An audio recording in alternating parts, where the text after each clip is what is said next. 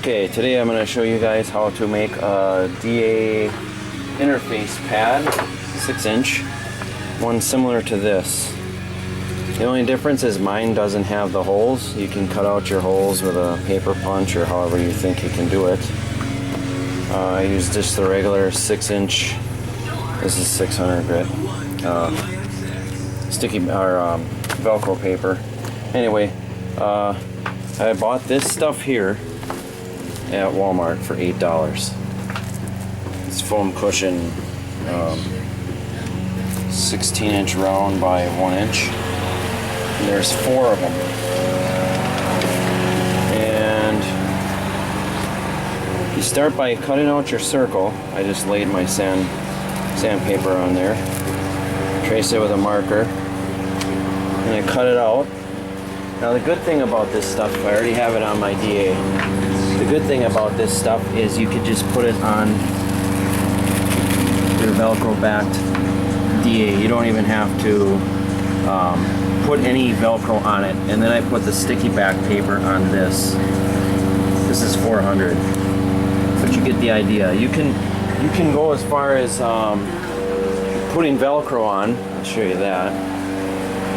You can put this stuff on. You can buy this at Walmart too. This is really strong Velcro. And you can stick that on or glue that on however you want to do it. But the cool part about this is you could probably make, let's see, 2, 3, 4 per pad. 8, 12. So you can make 16 of these, and these things are $20 a pop. These things right here when you buy them at the parts store, 20 bucks a pop. You can make 16 of these. But the best part, like I said, I just stuck it on my DA. I didn't think it was going to work this good. I figured I'd try it out. I just stuck it right on there. And as long as you put pressure on, it's not even going to go anywhere. But I already sanded the roof. I mean, it's amazing. This works really good. I'll make a video of it. I'll cut you guys back on, as a matter of fact, when I'm done, or when I start the process of the other side of the roof and show you how good it works.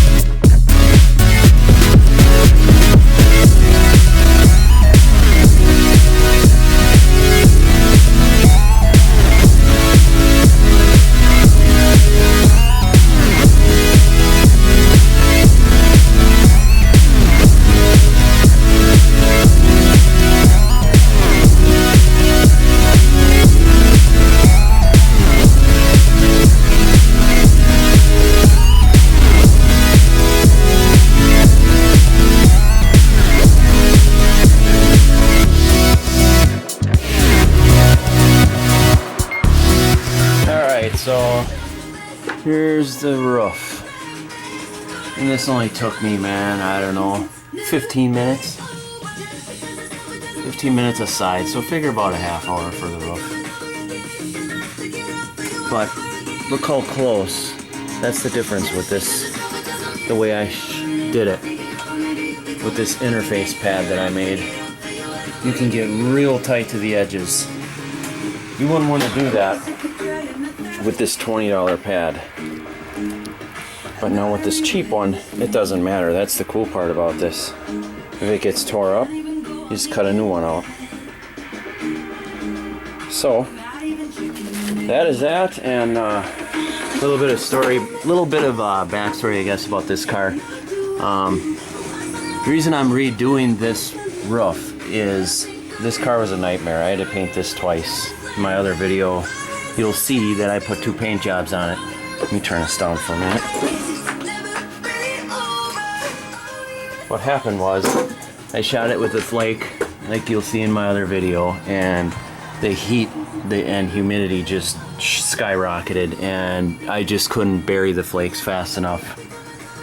So I left one coat of clear on, and I sanded it all back down, and I shot it this color, which is like a black cherry with white ice pearl in it. You can kind of see it in here, I guess. Maybe not. The ice pearl. Anyway. Oh, there it is. Anyway, the reason I'm doing that is because when I went to buff this, it really didn't turn out very good. You could kind of see the ice pearl, like little specks. It was really weird. Anyway, this, like I said, it was a nightmare because a lot of stuff happened while I was spraying this. I had a regular half-face respirator, and the filter was bad on it. It went bad really quick. So then I had a fresh air respirator, and lo and behold, I ran out of air because I didn't charge it long enough. So basically, I had one filter left, and I sprayed, I would say, half of this car with one filter. So yeah, I was feeling it. So for your own safety, guys, make sure you have enough filters before you spray, because this stuff will kill you. Especially spraying clear, that is the worst. Base is okay, you can get away with that, but clear, I would not chance it. Anything with a hardener in it, you don't want that. Anyway, back to this thing. I did hit this right here, which is no big deal. I'll just shoot that with base. But that's the cool part about this system that I just did with this interface pad. I just love it because you can get real close to the edge, and I could not do that with the $20 pads because it would just literally chew up the edges. And these things are expensive, and I don't even know if I'll use this again because this system works so good. But like I said, you might want to poke some holes in that to get. I have it hooked up to my vac system, which is kind of cool. It's a shop vac right there. This is just a Harbor Freight DA. Real nice DA anyway. It did pretty good as far as the dust, because I think because the foam is so thin, it actually collected some of the dust. I don't know, that sounds kind of weird, but I will cut some holes so that there is no dust at all flying around. But the majority of the dust is like right around the perimeter of what I sanded. I didn't see hardly any flying everywhere. The only drawback to this system that I see is, you can see this is the foam particles right here. It leaves back foam particles, but if you can find a way to seal these edges right here, it would be perfect. But like I said, man, you get, yeah, there's the back side of it. And it does stick to the DA right here, so you have to clean that. No big deal. I'll take that over these $20 pads because I go through these a lot, because I need to get close to the edge. Usually I'll hand sand it after, but I really didn't want to do that on this. I just wanted a quick sand.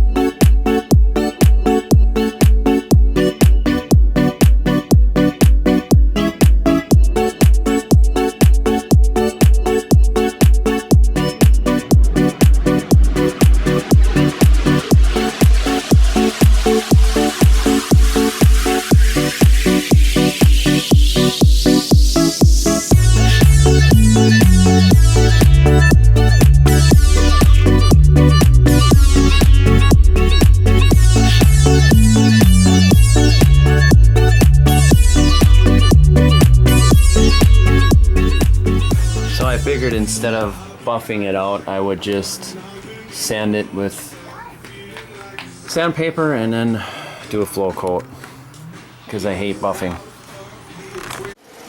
Okay, I forgot to mention, I used it with a sticky bath, and it works pretty good.